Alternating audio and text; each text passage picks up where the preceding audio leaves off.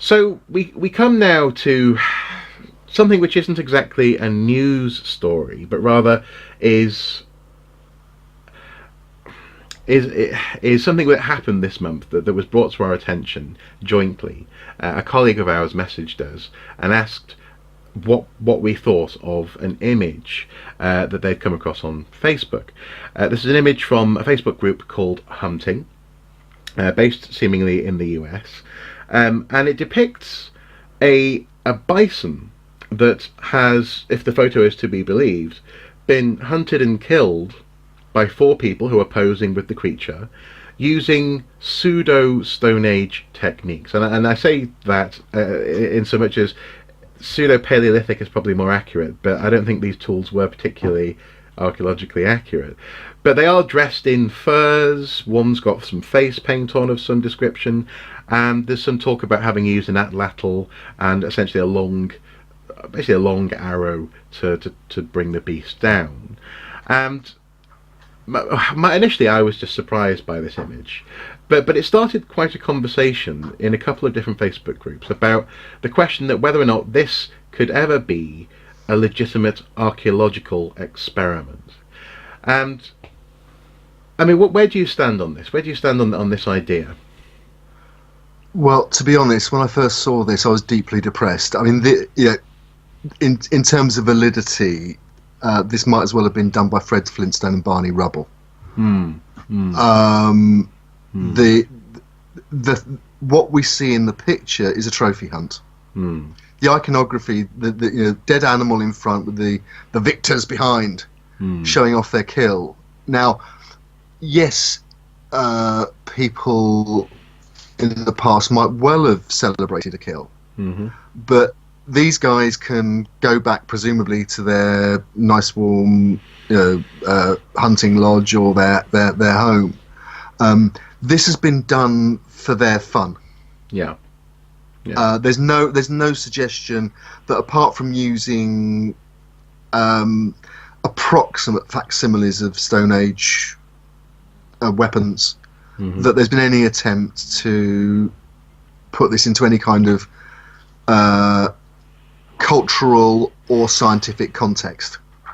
And I suppose that's the initial element there, in so much as it's clear from the company's website that and other sources that were brought to my attention that these tools were quite possibly machined, not handmade, that this is a company that provides, more broadly speaking, survivalist kind of experiences, and as you say, in some respects the notion of posing with the kill is a very Victorian one. It's not, I mean, if these people weren't able to go off and buy some beef jerky at the local petrol station, then they certainly wouldn't be posing with it. What they would be doing is probably thanking the animal for its sacrifice, and then carefully butchering it and not wasting an inch of this carcass.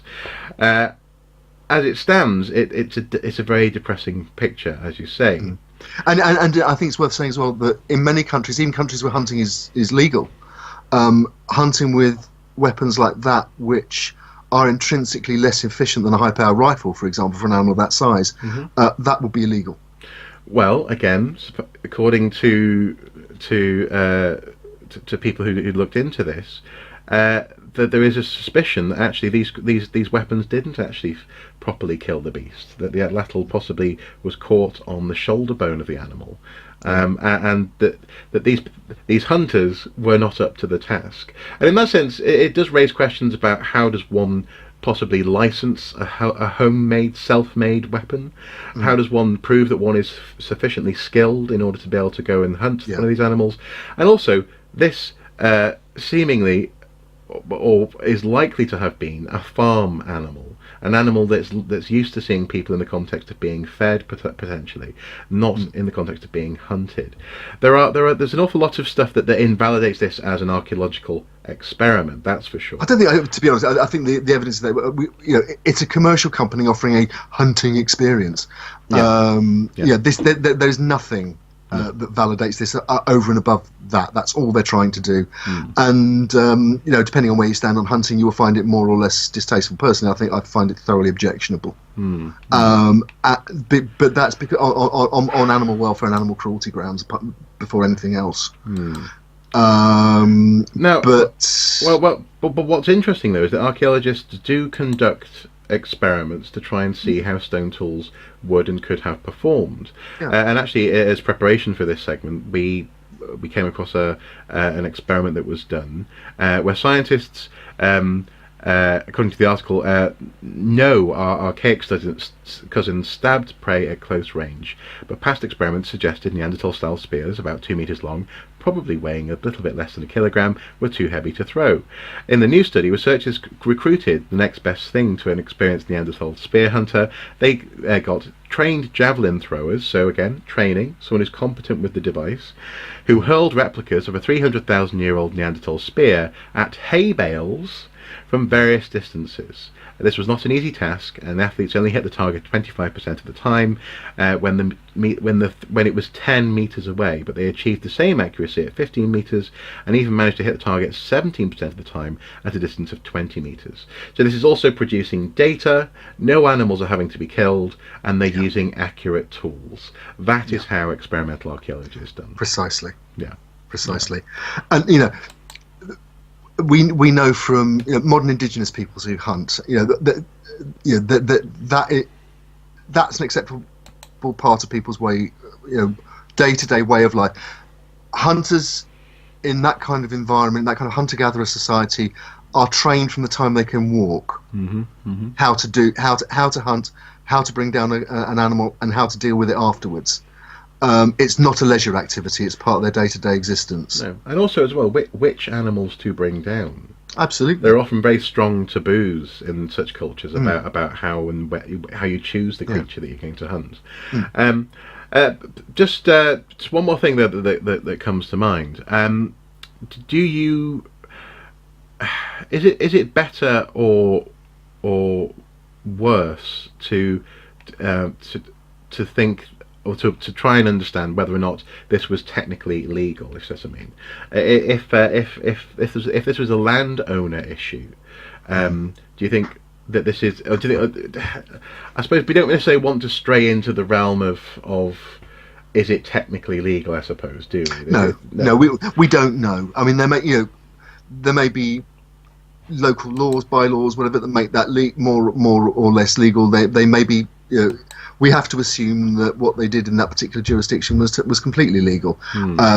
We may also take the view that they should change the law, but that depends on the view that you take of hunting, particularly that kind of hunting, which actually is, I think, more about reaffirming the individual in a mass consumption society.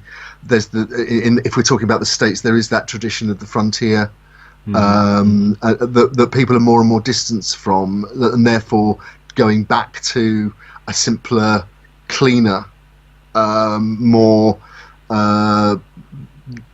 direct, visceral relationship with the land and with the animals and so on is something that some people aspire to, and the survivalist tradition, again, which we have is far less common in Western Europe, certainly in Britain. So there's all sorts of cultural issues, even between us here in Britain and people in the States, and even within particular parts of the States. So it's to get into all that is we're getting into sort of cultural areas, sociological areas, anthropological areas that actually, they're not. What this isn't is archaeology. No, it's not archaeology. No, and in that sense, it is just a bunch of modern people dressing, as you say, like Fred Flintstone. But I suppose it's just worthwhile, just given what we've just said, just to reiterate that, for example, that there are people who live off the land, say in Alaska, but crucially they hunt with high-powered sniper rifles, or hunting rifles. They don't. It depends on the distance, but they don't run around essentially in loincloths pretending to be from the past. No, I mean, I've got a colleague who hunts in Britain. carries they have a firearm license. They're a very experienced marksman. And the land that they have permission to hunt on, they do it with the permission of the landowner, and it's part of stock control, and they're told exactly what they can take and how many. Yeah, yeah. And I mean, we're talking about primarily deer species. So it's about maintaining a healthy breeding stock and so on. It's about farming and management. Yeah. Now again, you can argue it's not in that sense performative hunting. He doesn't go out to go, I've got a gun and I'm going to go and kill something. It's managed. It's a process that's licensed. I'm reaffirming my personhood by doing this. I'm reaffirming that I'm the top of the predatory tree. It's the animals that get shot are proper. They're dispatched cleanly, and they're properly, appropriately utilised, as would have been the case in the past. The skins, the meat, so on and so forth. It's a long way from what we're seeing here. Yeah, absolutely. So I'm depressed. I'm really depressed by this. Actually. No, I don't blame you. I think just to sort of wrap it up there. I mean, given that we were sent this message, it's worthwhile saying that over the course of a couple of days, it became clear that there's a big question mark hovering over this. We don't actually know enough about the circumstances, really. But what we can say is it doesn't look particularly acceptable, and that's a genuine shame. Yeah, it's the presentation more than anything else. Yeah, absolutely.